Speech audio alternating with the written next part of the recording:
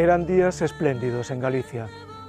Los periódicos de la época hablan de un tiempo muy soleado en julio de 1936. Días de fiesta, días de buenas cosechas en el campo. El 28 de junio el pueblo gallego había aprobado en referéndum su primer estatuto de autonomía. En el preámbulo de ese estatuto se decía que Galicia cedía a la autonomía sin combatir y sin odiar. Poco después se produce el golpe de Estado militar. La primera medida de los sublevados fue ejecutar a los 4 gobernadores civiles de Galicia, a los mandos militares leales a la República, a los dirigentes políticos, a los líderes obreros y sindicales y a las principales personalidades de la cultura y el periodismo. En Galicia no hubo frentes de guerra, sino una caza al hombre por sus ideas. Aquel espléndido verano de 1936, de días de fiesta, de tiempo soleado, pasará a la memoria como una terrible tempestad de sangre, miedo y silencio.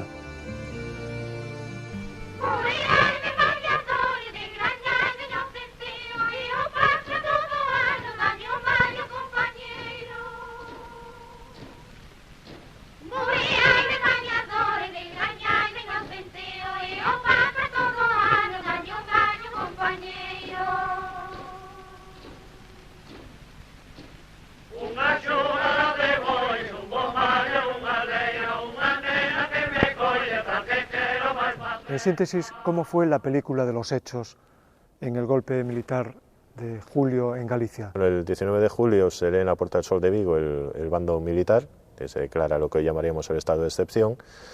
Vigo es una de las zonas donde hay resistencia, no en vano, pues por ejemplo el barrio de Lavadores, hoy barrio de Lavadores, entonces aldea, pues era conocida como la pequeña Rusia, había una fuerte implantación del sindicalismo de izquierda entre, digamos, la población.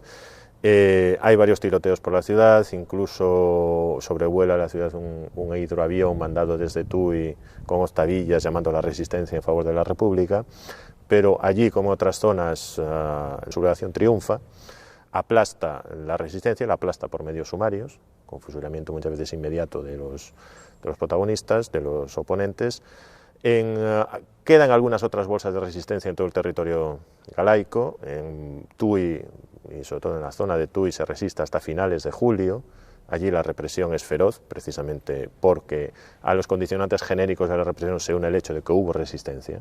Frente a lo que ocurre con otras poblaciones de Galicia, hay una previsión por parte de las fuerzas del Frente Popular, y ya desde el 17 de julio ponen en marcha un dispositivo para prever lo que podría ser una situación de levantamiento militar, ¿no?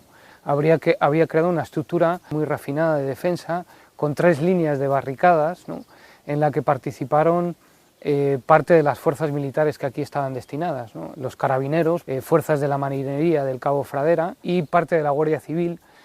Ante la situación, los militares recurren a solicitar refuerzos y el 26 de julio aparecen 600 hombres más que finalmente barren con esa línea de defensa, forzando la rendición de los milicianos fundamentalmente ante el peso del ataque militar.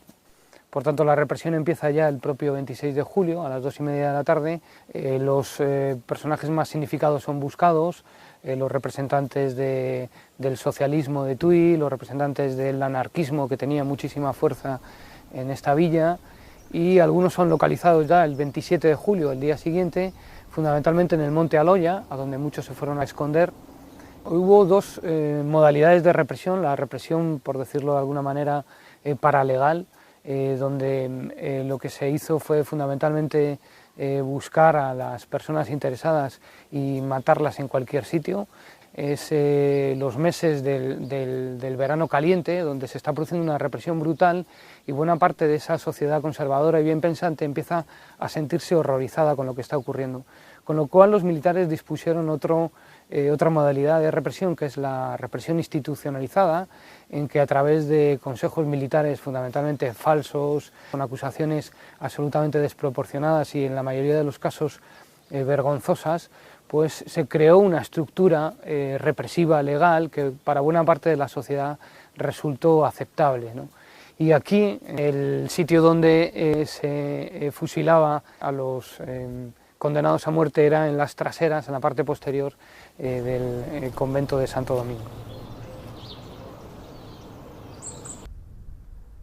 Tui y esta comarca era una zona fronteriza por la cual intentaron escapar, y muchos lo hicieron, a Portugal, aunque Portugal es verdad que era un territorio muy complicado porque había también una dictadura que colaboró rápidamente con el régimen, pero aún así había medios para intentar instalarse en Portugal de manera razonable, porque también las fuerzas de izquierda portuguesas colaboraron, ¿no?, solidariamente con muchos de los republicanos que escaparon a Portugal.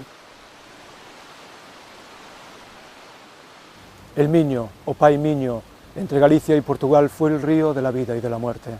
Por un lado, vía de escape para muchos huidos, por otro, una trampa mortal para personas perseguidas, cientos de ellas entregadas por la policía de Oliveira Salazar, el dictador portugués, a la policía franquista y a la falange española. Con este motivo, Castelao, la principal figura del galleguismo del siglo XX, escribió una carta al dictador Oliveira Salazar que tuvo gran eco internacional y que, entre otras cosas, decía: ¿cree usted que los buenos gallegos, enlutados para siempre, pueden vivir sin maldecirlo? Pues nosotros le decimos que usted causó el luto de muchas familias gallegas por no abrir generosamente las puertas de Portugal. Y le decimos más: usted será para los supervivientes de Galicia algo menos que un asesino, será un cómplice de asesinos. Las cunetas fueron el escenario más visible del horror.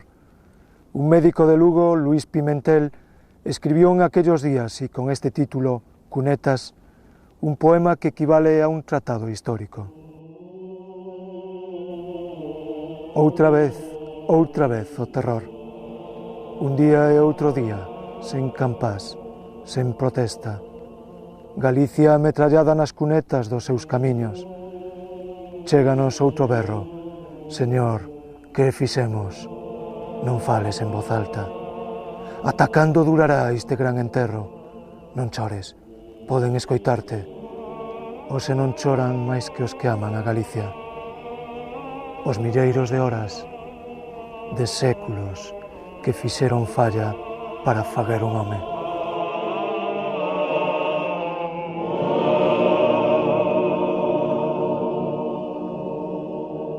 ¿Qué papel representan las cunetas en la propagación del terror en Galicia? Bueno, yo creo que los sublevados conocían muy bien que los efectos del terror solo existen si se publicitan adecuadamente sus resultados. De ahí que en un hábitat disperso como es el del caso de Galicia fuera necesario la aparición de cadáveres que sembraran el terror, que crearan el efecto de paralización y sobre todo también que fueran generadores de lealtades compulsivas. Eso explica que desde principios de agosto del año 36 en cada cuneta, en cada cruce de caminos, en cada alto de un monte que era lugar obligado de tránsito para los campesinos de las comarcas, aparecieran estos cadáveres. Se trataba claramente de extender el terror hasta el punto más alejado de la geografía. ¿Qué características singulares presenta la represión en Ourense? Lo más determinante, aunque no sea específico, es que la gran extensión del tejido asociativo previo a la etapa del golpe militar hacía que en la mayor parte de las parroquias existieran sociedades agrarias más o menos concienciadas, lo cual exigió precisamente que la modalidad del asesinato, del tiro en la nuca, fuera cuantitativamente mucho más numerosa que lo que eran los fusilamientos tras consejo de guerra. Multiplica prácticamente por 4 el número de víctimas de los consejos de guerra frente al de la represión esta paralegal. Es probablemente uno de los elementos diferenciadores.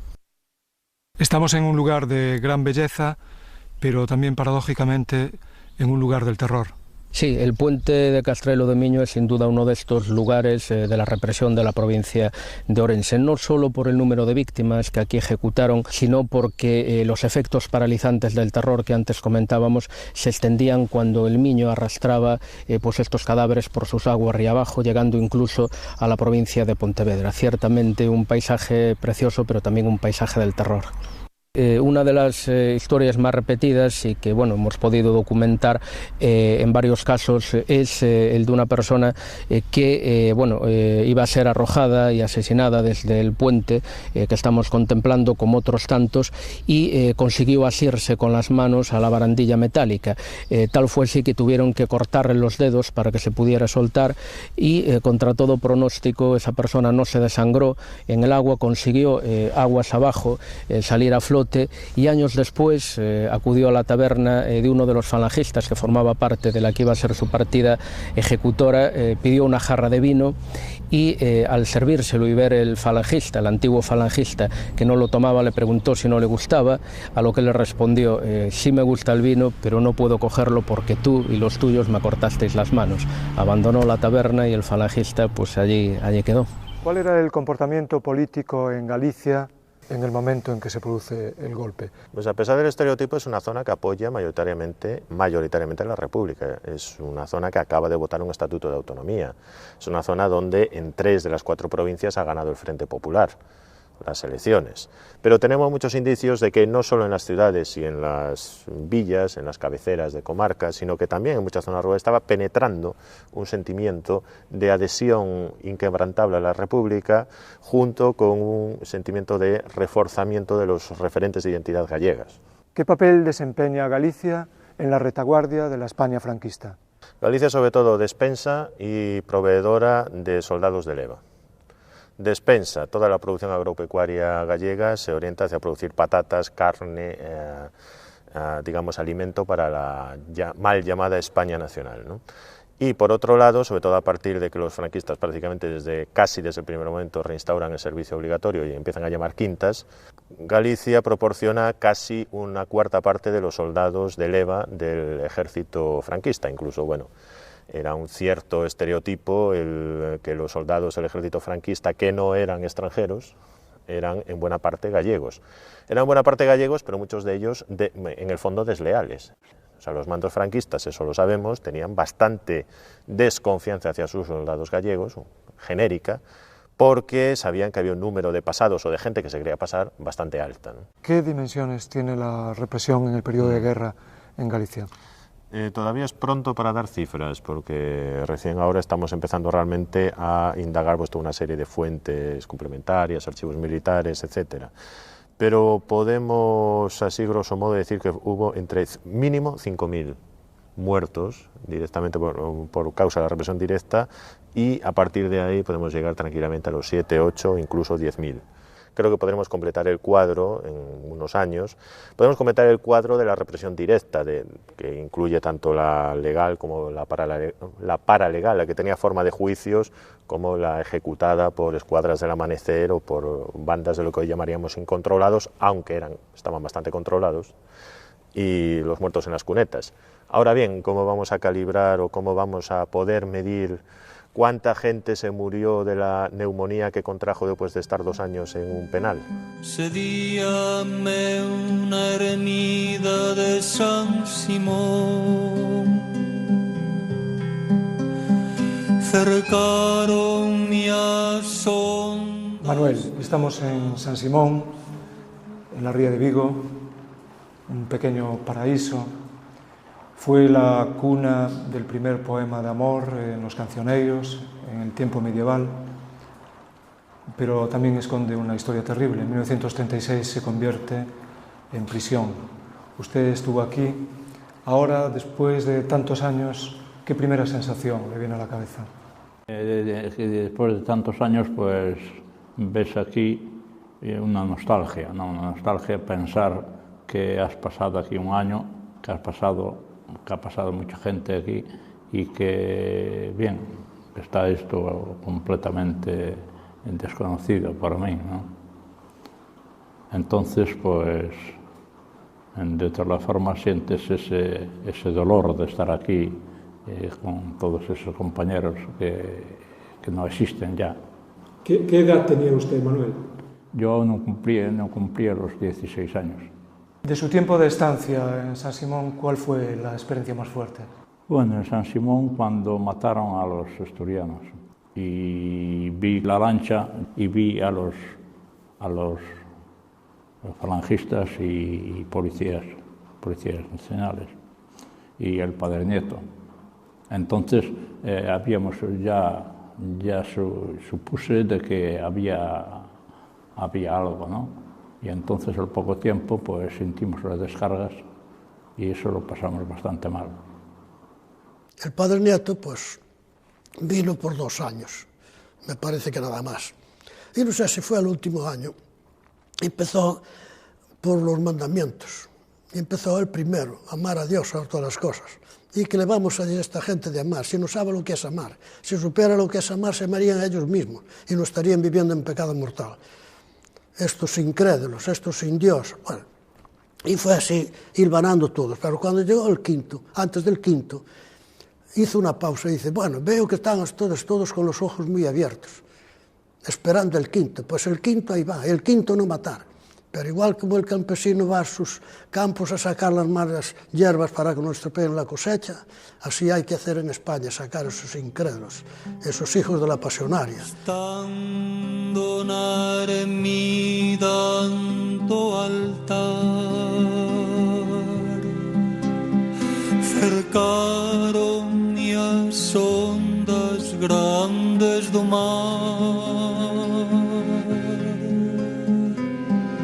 Eu atendendo meu amigo, eu atendendo meu amigo.